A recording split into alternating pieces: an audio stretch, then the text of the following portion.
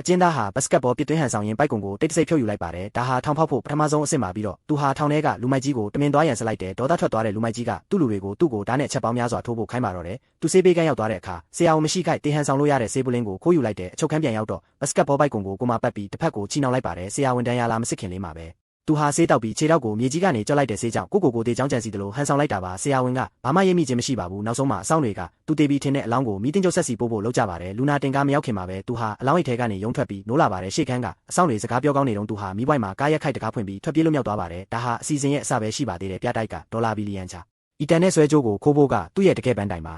သူဟာဓာတ်ပုံပြင်းတဲ့နေနဲ့ဘီလီယံနာတယောက်ဖြစ်ပုံဖြတ်ပြီးဆွဲကြိုးကိုအမြင့်ဆုံးဈေးနဲ့လေလံဆွဲလိုက်ပါတယ်ငွေချေတဲ့အချိန်မှာတာဝန်ရှိသူကဆွဲကြိုးကိုထုတ်ပေးခဲ့တယ်သူကအစ်စ်နဲ့အတူကိုလဲတော့မဲ့အချိန်မှာပဲရုပ်ဖြတ်ထားတဲ့ဓာတ်ပြနှစ်ယောက်ပြေးဝင်လာပါတယ်တာဝန်ရှိသူနဲ့သူ့ကိုတုံးတောင်ပြီးဆွဲကြိုးကိုလူယူသွားကြပါတယ်ဓာတ်ပြတွေထွက်ပြေးတဲ့အခါအပြင်ကအပေါင်းပါမောင်းလာတဲ့ပြန်ကားကပေါ်လွင်လုံးလို့ရဲတွေတန်တရားဝင်ပြီးလိုက်ဖမ်းมาတော့တယ်ကားမောင်းသမားကလေကားပေါ်မောင်းတက်ပြီးလူဝင်မှုခံမထဲဝင်တိုက်မိတာကြောင့်အဖွဲလိုက်အဖမ်းခံရပြီးဆွဲကြိုးလဲပြန်ပါသွားပါတယ်ဒါပေမဲ့သူကတော့စိုးရိမ်မနေပါဘူးတကယ်တော့ဓာတ်ပြတွေသူ့ကိုလုံးထွေးဖမ်းဆီးချိန်မှာအစ်စ်ကိုအမိုက်ပုံးရဲဝက်လိုက်ပြီးအတူကိုပဲကျမ်းပြင်ပေါ်ချခဲ့တာပါအခုဆိုရင်သူဟာတန်ရှင်းရေးသမားဖြစ်ပုံဖြတ်ပြီးဆွဲကြိုးကိုတွားယူဖို့ပဲလိုပါတော့တယ်